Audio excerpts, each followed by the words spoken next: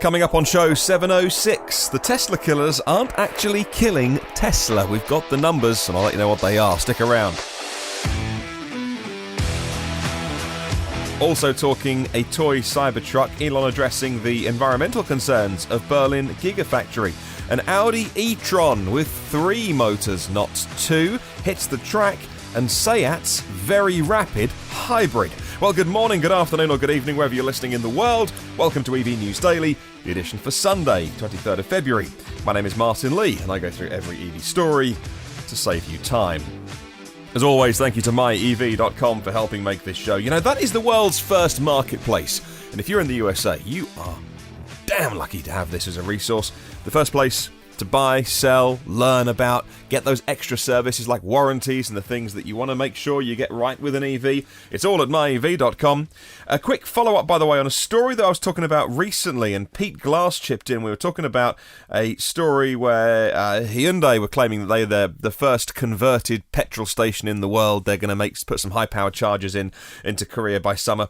Pete says that Shell is actually already converting a whole petrol station in London, the bottom end of Fulham Road, to an all-EV charging station. Didn't know that, Pete. Thank you so much. I'll go check it out. Have a look. And welcome to a new producer, Bob Riedlinger. Thank you very much, Bob. At producer level, new producer Steve Harper, another new Patreon producer. This show just grows and grows and grows all the time, and with it, your Patreon support. Thank you so much. And this is the most important one. Before we get to the news, RAJ BADWAL has said to me, I hope you and your new family are well. Yes, Raj, all good here. Very happy for you, he says. I'm lucky enough to be the father of 2 amazing boys and ROHAN, who is 4. And you know what? There's nothing cooler than hearing your name. And if Raj is listening to the podcast in the car, I don't know, maybe taking ROHAN somewhere, then hello, mate. Thanks for listening. What EV are you going to buy when you grow up? Well, you got some time to think about it. There's going to be some pretty cracking electric cars around by the time you pass your driving licence. Thanks to your dad for supporting the podcast. Okay, let's talk about the lead story today. Tesla killers aren't killing Tesla. Oh, goodness. For those of us that have been around a while, and I certainly haven't been talking about this whole EV thing for as long as some people in the community, but, you know, for a long time there was a stick with which lots of people were hit with when we would rave about the cars coming out of Tesla. And I rave about all cars, you know me. I love all EVs. I'm completely agnostic with manufacturers. We'd rave about Teslas. People would say, well, just wait. You just wait. When the others start making EVs, they're going to kill Tesla. It turns out the Tesla killers aren't killing them yet. In the United States, at least, the market seems to belong entirely to Tesla. Let's take California. California, where most EVs are sold, the Model 3 outstripped sales of any other competitor when you combine them together last year. The next best-selling model was the Chevrolet Bolt. Still alright, 16,000 of them sold, but that's nothing really to compare to Tesla's Model 3, says CNBC. A slew of new models are scheduled for release in 2020. You just wait till Ford start making EVs, people said. Now, the Ford Mach-E Mustang electric crossover, 300 miles of range, not for all models, but for the top one, if you pay the big bucks, and 322 miles is what they're aiming for the Model 3. So, yeah, you know, draw your own conclusions. I like the Mustang Mach-E, by the way, and I've not even seen it in person yet. I think it's a fantastic first attempt from Ford, the first of many more to come, but a really respectable, good first car. It's got its detractors, I know that, but it looks nice, you know. They're selling them, they're making them, they're selling them, and soon they're going to be delivering them by the end of the year. And I can't wait to start, well, hopefully one day have a drive myself, but before then, see those YouTube videos and all that kind of stuff, and see real world things. I'm looking forward to it. When Ford turn their mind to it, I reckon they're going to make a really good EV.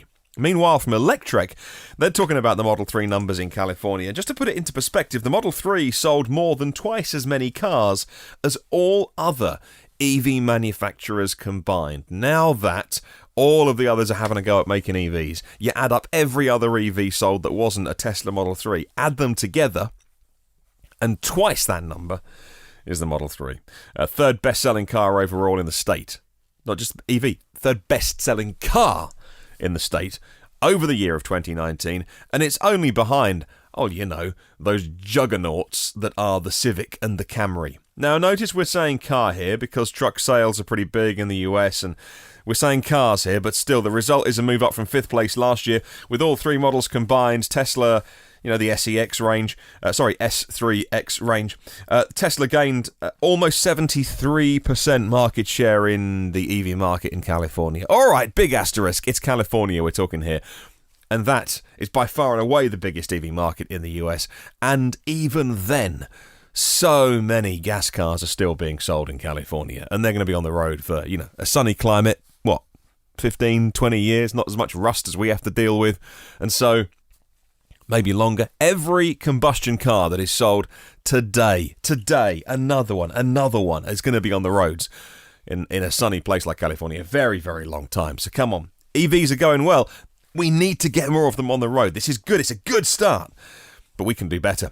However, one that you won't be driving, at least sitting in, but, maybe you'll be piloting it, so to speak. Mattel, the toy company Mattel, announced it's going to offer a radio-controlled model, two of them actually, of the Tesla Cybertruck. One is a 1/10th scale, and the other one is a smaller 1/64th. Today on the website, the larger version, which is $400, says sold out. But, have another look if you want to get one for Christmas, says Clean Technica. Tesla worked closely with Mattel to make models as accurate as possible. And when you look at the pictures that Mattel issued of the Cybertruck model, especially the 110 scale one, it's pretty big actually. And you look at the picture, you think, I recognise that bloke. That's Franz von Holzhausen. Yeah, he actually designs the Tesla cars themselves. So they've been that close with Mattel. And look, this remote control car, it looks, it's, Tesla have designed it with Mattel. It is a mini Cybertruck. It's so realistic. It's also got, I love this, in the box, you will get a reusable cracked window sticker. So if you do want to mod your toy and put the little window sticker on to crack the two side windows, the ones that shattered during the reveal last November, you can do that. I love that. That is awesome sense of humour. The company says the body can be removed as well, and you can lift the body off the radio-controlled toy and see the interior. You can see the battery, the drivetrain system as well. Just brilliant. I haven't got my order in yet, but if you've got a spare $400 kicking around, what a great present that would be for the person in your life this Christmas who you just can't buy presents for. The kind of person, we've all got them. I think I'm one of them. The person that's got everything, and if I want something, and it's a week away from birthday, I think, I'll buy that on Amazon. And then my wife goes, why? Just tell me it could have been a present. This would be great. Keep an eye on the Mattel website, see if it comes back in stock. Now, I'm excited about the Audi Etron S. The Audi Etron S Sportback is coming. Review has been posted to Car Magazine. Only a prototype for now. It's going to be out by the end of the year. You know what? Audi Quattro has a really special place in my heart. I think anyone that likes motor racing, that's got even a passing knowledge of rallying, the Audi Quattro is just a special thing. The idea of a fast Audi powering all four wheels. This goes one better. Actually, this goes several better as well, because it's electric power, and all electric cars are infinitely better than anything else. 40 years since the debut of Quattro's all-wheel drive system, Audi is gearing both Quattro and the S brand for a high-performance era in electrification. Car Magazine says it's doing so with a new twin e-motor system, and that's just twin motors on the rear axle and a single motor up front. So they've taken the single motor that was up front, the front motor from the normal e-tron, the 55 and the 50, and they've put two of them on the back, and they've taken the motor they use on the back axle and put that one up the front. But of course, you can start doing some funky torque vectoring stuff. So you've got two motors on the rear axle. And then, because electric motors respond so quickly as well, much, much quicker than a combustion car, just milliseconds to apply power and then stop, and then regen, brake, apply power. You can drift it. You can do what you couldn't normally do with a Quattro, and that's throw it into the corner and hang the back out a little bit. Normally, Quattros just grip and grip and grip and get this kind of wonderful power slide. But you can have loads of fun in this by the look of it. According to Ben Barry for Car Magazine, Audi says the more powerful Audi Etron S will be the first mass-market vehicle to feature twin motors on the rear axle and one up front when it goes on sale later this year. of course, we know plaid powertrain is coming. Tesla Model S, plaid powertrain. I think that does mean, I'm pretty sure, need to go do my research again, that means twin motors, rear axle, one up front as well. The benefit isn't just a quicker 0 to 60 time. The e-tron is still a beast. It's still a beast of a car. It's still a heavy car. It's still an SUV after all.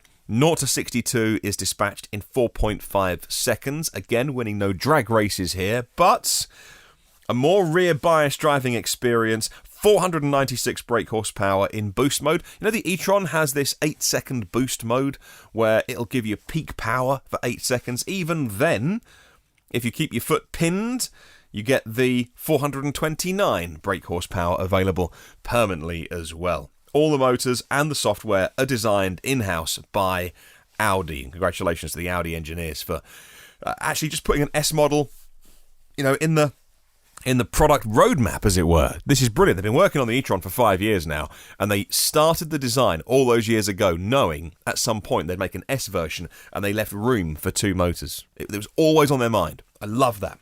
The price, TBC. The battery size, TBC. It's on sale, TBC. End of the year, they say. Goodness me. e-tron is, I think, and I spent some time, by the way, for the first time I spent some time inside a Mercedes-Benz EQC, thanks to Richard Simmons. And many people know Richard, who he is a very, very well-known and popular member of the EV community here, because for, well, as long as he has been, which is just forever, has been selling used Teslas. I think Richard would be, outside of actually Tesla themselves, who've got, you know, a fair few models on hand. I would say he would have more Teslas than at any one time in his big, wonderful new showroom than anybody else. Based down here, about 10 minutes away from where I live, down here on the south coast, and he's got a Mercedes-Benz EQC in at the moment. So I went over, had a little look. It's very nice. Very nice to be inside one of those. It's not on my shopping list just yet, but just beautiful. I mean, they've done such an amazing job with the EQC. I know the range isn't up there with the rest of them, but I would still say the e-tron, just for me, pips it against the EQC and the Jaguar I-Pace. Still, and the Model X as well. I mean, because the Model X is just it's just a big computer, big screen. But the Audi e-tron is still my favourite EV to be inside. Once you close the door with that reassuring thud, I love it inside there. It's gorgeous. So an S version, wow. Man, I can't wait. It's going to be so cool to have that as another EV on the market. And talking about quick EVs, the Seat brand, the fast bit of Seat, Cupra, is presenting its first model with a plug-in hybrid drive. It's called the Cupra Leon e-Hybrid, launching this year. 5-door model and a wagon version. Oh, I love an estate, a sport tourer. It's got the same tech as VW's 8th edition of the Golf. The Golf 8 e-Hybrid GTE is what they've called. According to Electrive, the Golf 8, you can either get it in e-Hybrid or e-Hybrid GTE. Skoda and Seat are offering the Skoda Octavia and the Seat Leon models with a plug-in hybrid version of 150 kilowatts, and the Octavia RS IV actually comes with 180 kilowatts of power, and so I think the Leon Cupra is also going to have more power as well, the same as the Quick Octavia. Whether it's 150 or 180 kilowatts of power, you're still going to be pretty rapid, and for most people, it'll still be a game to see if you can do all of those miles on as little petrol as possible. 13, what is it in those ones? 13 kilowatt hour battery in all of those equivalent VW cars. You know, the VW, the Seat, the Skoda. Which is alright, it's going to get you sort of 20, 25 miles, but, you know, if that's your commute and you can charge at work, that's pretty good. Right, question of the week then. I was asking you about EVs being connected cars. EVs are often, most of them, coming with a SIM card inside. They are connected up. They connect to Wi-Fi in Tesla's case. But that means the car manufacturers can dip into your car and change things. And in Tesla's case, they change it sometimes without the owners even knowing. If they haven't ticked the right box, you know, maybe they bought a used car and that car was salvage or something. Tesla can turn off supercharging. Tesla can even turn off DC fast charging on third-party networks if they want to. That's in the agreement. If you don't know what you're buying from not a reputable, kind of dealer, or not in this country. These cases have come up in the States so far. So it's asking you about connected cars and how you feel about, well, who really owns the car if the car maker can dip in and turn things on and off. Alex Banahini says, I have a Zoe, as you know. I've paid for map updates. To me, this is perfectly normal and one I was happy to do. In Tesla's case, in my opinion, says Alex, these items need to be linked to your Tesla account and based on a subscription model, or they need to be a permanent addition to the car, and it comes with the car. Because of that, I would rather lease than buy a Tesla, he says, because I know where I'd be. And funnily enough, I was mentioning to Richard Simmons, I was talking to Richard about those era of Tesla Model S and X cars that came with lifetime free supercharging. And it's one of those things that actually, if you get the car from Tesla themselves, they now either give you a year, or it kind of changes. I think at the minute it's a year. Maybe it's not at all. But that's where, if you buy it from Tesla, you think you get a better deal. Actually, if you buy a used Tesla Model S and X, it's got free supercharging baked into the car. It's on the car, and that's a good reason to go to a third party place to buy yours, if that's important to you. If you've got a lot of miles and you want your free supercharging, especially if you can get one with autopilot or enhanced, hardware 2.5 as it were, and the facelift as well. There's not too many of them around, but man, that's a nice car to get hold of. And let's talk about Pete Lawrence's email. As far as adding extra features via the app, I would be happy as long as it stays. By that I mean that when I come to sell it second hand, I can sell it with the additional features that I have purchased and not be removed. Not sure what the law is on purchase rights, but once you've bought something, you normally own it. I can understand stopping features under health and safety and the ecosystem like Tesla superchargers, but for no other reason. Stephen Brooks says, I think EV options should definitely be modular and based on your requirements. You should pay for what you want and when you want it. So if I pay during the winter months for heated seats, but not in the summer months, well, that should be possible, says Stephen. Peter Mooney says, I think it's a great idea. It gives you the opportunity to upgrade your car at some point in the future, and how amazing would it be for the second-hand market? Knowing the features only need to be unlocked makes a car even more desirable. Doug Vowell says the acceptability of paid upgrades depends on the implied or stated nature of the original sale. In the case of Tesla, part of the brand's appeal is the constant free over-the-air updates. If Tesla started charging for over-the-air updates, there would be outrage. But full self-driving is outside of that understanding. If you want it, you pay for it. Heated rear seats, well, those that got the standard range plus got the hardware but didn't have the feature switched on. Now you can have them if you want, although I'm not buying them, says Doug. I appreciate being able to. And finally, John Harcombe, I'm happy to have the basic car and pay for the extras that I want, as more and more vehicles are leased or on monthly finance between 1 and 4 years. I would rather pay a lower monthly fee than, say, $300 for one item. They should offer you both options, to buy or to lease. Well, thank you to everyone who chipped in with an answer to this week's question of the week. And let's set a brand new question of the week. I'd love to hear from you. Thanks to myev.com, how to persuade your family, friends and colleagues to buy an EV. We did a similar question over a year ago now, so it's time to update it. How to persuade your friends, family or colleagues to buy an EV. Let me know. Email me, hello@evnewsdaily.com, or if you want to, you can leave a comment on the YouTube show. Well, thank you to 235 patrons of this podcast. You guys make this happen. You guys and girls, thank you so much. On a Sunday, I like to read out all the execs and above, executive producers, because I'm so grateful that you do pay for this show. Patreon is patreon.com/evnewsdaily. If you too are wondering what it's all about, and if you can support maybe a posh coffee once or twice a month, $5 or $10 or maybe more, you'll make this show happen. If you want to listen to any one of the previous 703 shows, they're in the archive thanks to Patreon being able to pay for that. Premium partners Phil Roberts of Electric Future, premium partner Brad Crosby. Continued thanks to Brad. Avid Technology, and our latest, Brightsmith. You can check them out at brightsmithgroup.com for clean tech talent. My partners David Allen, OEM Audio of New Zealand and evpower.co.nz, Paul O'Connor, tryev.com to get you behind the wheel of one, Gareth Hamer and eMobility Norway. Also, Bob Boothby added his name to the list last week.